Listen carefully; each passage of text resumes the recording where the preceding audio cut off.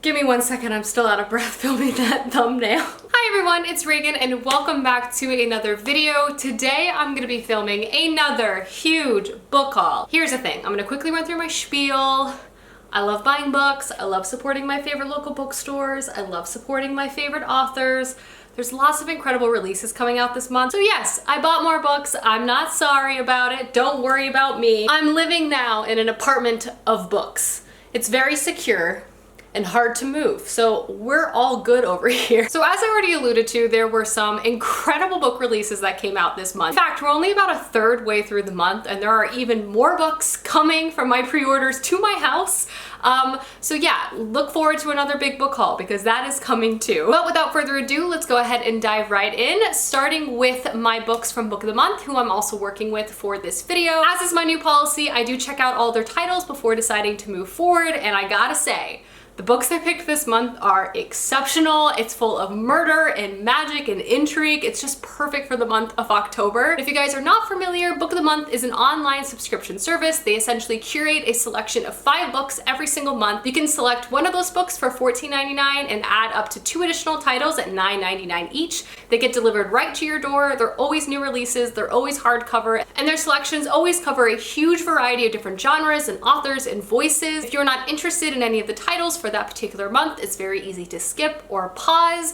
And as usual, I do have a coupon code. If you use the code BOOKUP, you can actually get your first box for only $9.99, which is a super good deal for a new hardback release. But without further ado, let's go ahead and dive into the October titles, because as I said, I am very jazzed about all of them. The first one is Ties That Tether by Jane Agaro. The tagline of this book is, when a Nigerian woman falls for a man she knows will break her mother's heart, she must choose between love and her family. At just 12 years old, our main character Azir promised her dying father that she would marry a Nigerian man to preserve her culture even after immigrating to Canada. And since then, her mother has been very vigilant into forcing our main character Azir to stay within the Nigerian dating pool. However, after another failed setup, our main character goes to a bar to kind of just let off some steam, and there she meets an unexpected man, Raphael, who she begins to grow very connected to, and she begins to realize that she's starting to form very deep feelings, but there's only one issue. Raphael is white. And now Azir is stuck between her growing feelings for Raphael and the feeling of wanting to please her mother, as well as Azir begins to wonder if loving Raphael makes her somehow less Nigerian. I've already seen such incredible early buzz and reviews about this book, which is said to be a love story that also focuses on family and identity. I also am obsessed with this cover. It's so colorful, and I can't wait to pick this book up soon,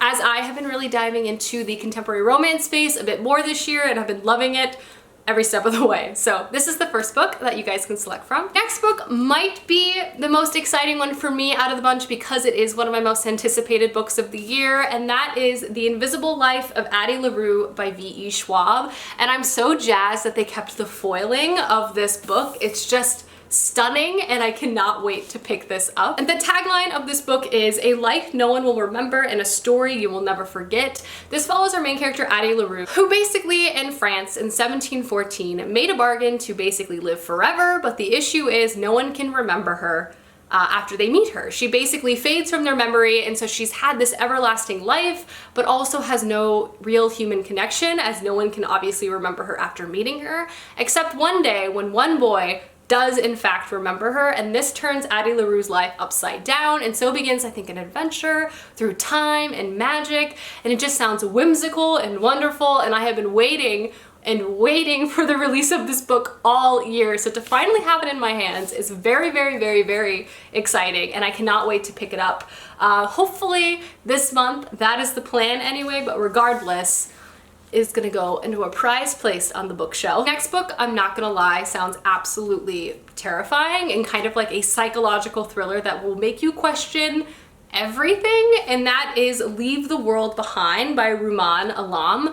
This is again, a psychological thriller. This story follows our main characters Amanda and Clay, who are a married couple, and they essentially at the beginning of this book leave New York City with their 2 teenage kids, and they rent a vacation home on kind of the outskirts of Long Island just to kind of get away and enjoy some private family time away from the city.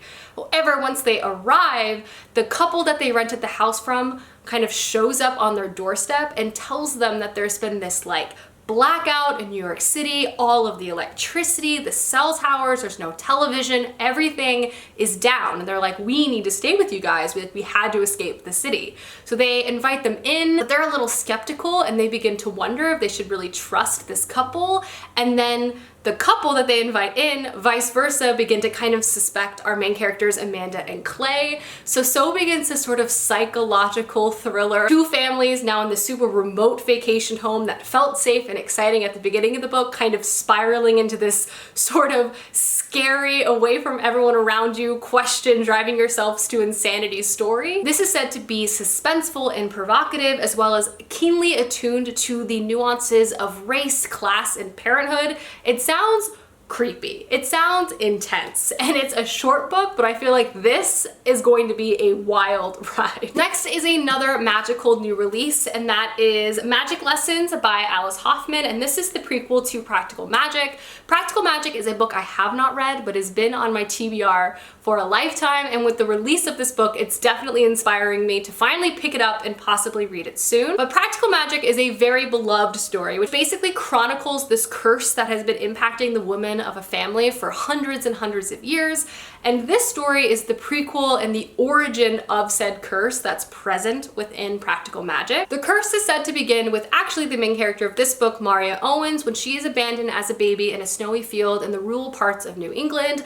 There she is found by Hannah Owens and raised and taught the unnamed arts, which is magic. From there, Maria grows up, she falls in love and moves to Salem, Massachusetts, but obviously as a witch, this is a very tumultuous place to be. This, I think, is gonna be full of magic and heartbreak and intrigue. I definitely feel like I want to read Practical Magic first, but I know a lot of people were very excited about this release, and now that I have this on my shelves, I will definitely be also buying Practical Magic and reading it soon. And the last book of the month selection sounds absolutely wild. Just reading the synopsis, I was like, oh my gosh, this is an absolute page turner, like a thriller like none other, and it is The Girl in the Mirror.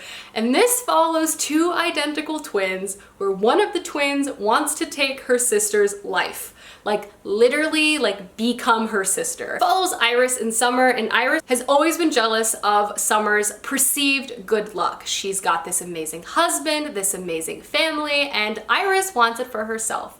And the opportunity possibly presents itself when like Summer has Iris go on this like remote yacht on the outskirts of Thailand to go to Seychelles, and there like she pretends to be Summer and like tries to seduce her husband. Wrapped up in all of this, there's also a fight for like the inheritance of the family estate. This just sounds creepy and wild and a page turner like none other. I mean, there are just so many things going on. I feel like this is a book that your mouth will just be hanging open the entire time you read it, and definitely a thriller that will keep you on the edge of your seat. Alrighty guys, those are all of the books from the Book of the Month selections this month. I will have a link down below if you're interested in learning more, and don't forget to use the code BOOKUP if you're interested in signing up and getting your first box for only $9.99. But without further ado, let's go ahead and dive into the rest of the books I picked up this month, because there are a lot of them. First on this list, I have Legendborn by Tracy Dion. This is also one of my most anticipated fall releases. You're gonna be hearing that statement a lot throughout this entire video, but this I've heard so many good things about. People are saying this is like the new YA series, which really excites me. This follows our main character Bree, and after the sudden and unexpected death of her mother, she wants nothing to do with her childhood home or childhood memories that live there. So she jumps at the chance to basically attend this really prestigious high school senior program at the University of North Carolina, and she escapes the university kind of hoping to kind of leave her feelings and family behind. But upon her arrival and on her first night on campus, she witnesses a magical attack involving a demon attacking a student. And there she learns about the Legendborn, which is a secret society on campus full of students dedicating themselves to hunting down these demons and protecting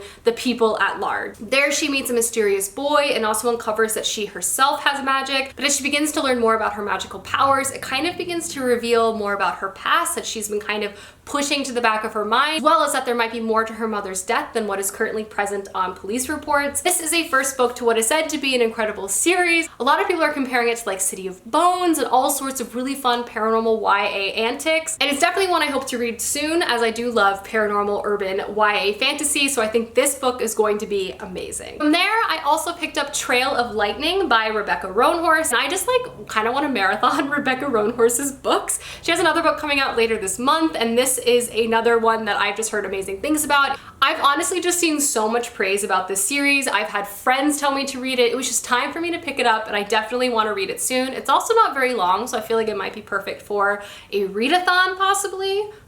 This is set in a futuristic world where most of the world has actually drowned from a climate-related apocalypse. And in this world, Diantha, which was formerly a Navajo reservation, has been reborn, where gods and heroes of legend now walk on land, but so do monsters. So enters our main character Maggie, who is a monster hunter. And at the beginning of the book, she's essentially employed by a small town when a girl goes missing. And when she begins to try to track down this girl and kill the monster associated, she begins to realize there is something much larger at play here. And when she discovers this, she enlists the help of an unconventional medicine man named Kai, and together they sort of traverse the reservation trying to unravel clues and find this girl and like save the day. Again, I've heard amazing things about this, and also just the whole premise of our main character being a monster hunter really calls out to me. So I'm definitely excited to pick this book up soon. Hopefully sooner rather than later. All right, next book should not be a surprise that I picked it up, and that is Jade War by Fonda Lee. I read Jade City last month by the same author, obviously, and it was one of my favorite books of the year so far, so I had to immediately pick up the sequel because I definitely want to read this as soon as I possibly can, maybe before the end of the year, because it was insanity, absolutely magical. I could not put it down. The pace, out of this world. So yeah, I picked this book up. But if you're not familiar, Jade City is an Asian-inspired urban fantasy story set centrally in one city called Kekon. This city is basically controlled by two primary crime families that maintain their power with the use of jade. Jade is mined only really in this area, and if you're able to use it, which not everyone is, you basically are stronger and faster than the average person. The more jade you can hold, the more powerful you are. At the beginning of this book, a new drug kind of enters the market, which allows the average person to possibly be able to use jade, which kind of begins to upend the very delicate power balance between these two crime families. This is a multi-POV story, and you follow different high-ranking and important individuals in one crime family, and as tensions begin to rise, drama begins to explode both between families and within the family. It is just a wild ride from beginning to end. It's like fantasy Godfather, and I loved every single second of it. The first one ended on a wild note, so I'm not quite sure how Fonda Lee can just continue to raise the stakes, but I hear she does in the sequels. I am so excited to pick this up, as I keep saying about every book, but I definitely do hope to read this soon. The next three books all go together, and they're why did I go this approach? That's right, I bought all three books in the Twany Man Trilogy, which is the third trilogy by Robin Hobb. I love the UK covers, and all the covers I actually own within this series are from the UK. I buy them from the Book Depository. I've gotten a lot of questions about that, so if you want these, check them out there. But I've obviously read book one to the Live Ship Traders trilogy. I have 2 books left, but I just wanted to have these on hand because I'm sure I'll want to jump into these as quickly as possible. Plus shipping can take a while, so I didn't want to leave anything to chance. But yeah, these covers are beautiful. Let me show you all of them. So the first one is The Fool's Errand by Robin Hobb. Then we have The Golden Fool, which might be my favorite. It's very shiny. I love the gold. And lastly, we have Fool's Fate, which, yeah, I'm excited to have these. I've heard excellent things about this. I'm excited to encounter the Fool again, which I'm assuming is who the main character of this is about, but I actually don't know. But regardless, I'll be adding these to my shelf, and I'm sure I'll be buying another trilogy soon because I can't stop reading Robin Hobb. She's incredible. Next book I have to show off is The Bone Shard Daughter by Andrea Stewart. This book, let me tell you, sounds so dark and creepy and just the best kind of fantasy, and I just want to read it right away, which is the problem because I want to read everything right away. This follows our main character Lynn, who lives in a dynasty which has been ruled in an iron grip by her father for a very long time due to his use of bone shard magic. However, when her father's power begins to wane, she sees this as an opportunity to be able to reclaim her right as the heir to the throne, and she does this by trying to master the magic itself. Most of her childhood memories have been erased, so she goes on a journey to relearn that, but also find the secrets of her father's rule and to be able to unlock this dark magic. But as she begins to learn more and Revolution gets closer to the palace gates, Lynn must make the ultimate decision and decide if the power is worth the cost. Listen, I always love a story about a girl trying to overthrow her despotic father. I love a dark magic system. I feel like this book is going to be enthralling and just absolutely so fast-paced. Kind of a revolution, a government overthrow, dark magical secrets. Need I say more? This is a must-read and a very exciting new release. From there, I have another highly anticipated release, and that is Return of the Thief by Megan Wallen-Turner. Now this is actually very exciting because this is the final book to the Thief series by Megan Wallen-Turner. As we all know, is one of my favorite, if not my favorite, YA fantasy series of all time. It is just exceptional and wonderful and full of such just wonderfully crafted storytelling, and I have loved the journey of this series. I'm very sad it's coming to an end, but I'm more excited to have this final book in my hands, and I'm also excited to see it's a little chunky. The other books are generally pretty short, so seeing the length of this guy definitely makes me very excited. If you're not familiar, this fantasy series is inspired by ancient Greece, and there's essentially both like on the same land politics, but also this sort of impending threat from a large outside force, kind of like Persia versus the different Greek city-states that occurred way back when. But in the first one, you basically follow a thief who's given a bargain from the king to essentially steal an impossible object in exchange for his life. He's essentially let out of execution, is able to retrieve this article for the king. So begins a very hilarious journey, a very reluctant, unwilling thief who ultimately is kind of trying to figure out what he wants to do. This entire series definitely evolves from there. It has lots of politics, multi-kingdom politics, lots of traveling. My favorite element within this series is always the stories that characters tell each other. There's so much like folklore within this world, definitely inspired by Greek mythology, but kind of reworked for this own fantasy story. I love it. It's one of my all-time favorites, and I'm really excited to see how everything wraps up. I have so many favorite characters. I just want to see how they all make do in the end. This is one that hopefully will be at the top of my TBR before the end of the year, but obviously my TBR is threatening to fall on top of me at all times because it's so high.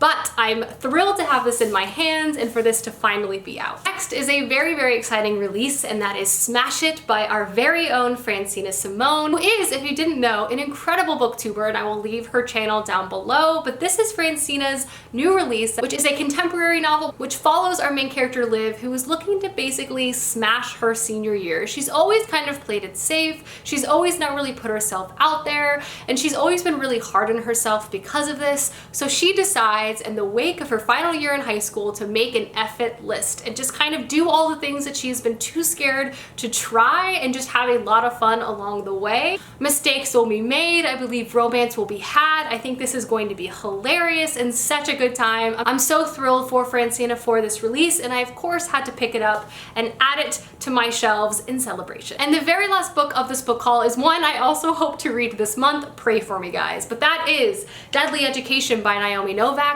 This is Naomi Novak's newest release. I obviously love this author so much. Spinning Silver is one of my favorite books of all time. To me, Naomi Novak is just a master of dark, atmospheric, beautiful folklore style fantasy writing. I am just gripped by all of her stories, all of her tales, and I've really loved everything that she has put out. So this upcoming release was one that I was thrilled and counting down the days for, and this especially is exciting because it is set in a dark and dangerous and deadly magic school. We follow an unnamed main character within the synopsis who essentially attends this school, and everyone perceives her to be like the upcoming dark evil witch that will be like the end of the world, and they also view another person who attends this school as kind of like this dashing hero that will save the day and likely defeat our main character. But our main character really doesn't want to be what they expect, or does she? She's kind of torn back and forth to just follow through and learn all the dark magic. For the most part, she's really just interested in surviving another day at the Sholomance, this really intense magic school. I feel this is going to be dark, atmospheric, bizarre, possibly a weird romance, or maybe just enemies trying to kill each other. I'm not sure, but I cannot wait to pick it up and find out. Alrighty guys, those are all the books I've picked up in the last month. Let me know down below some books you've gotten recently, as I would love to know, and I will see you guys soon with another video soon. Goodbye!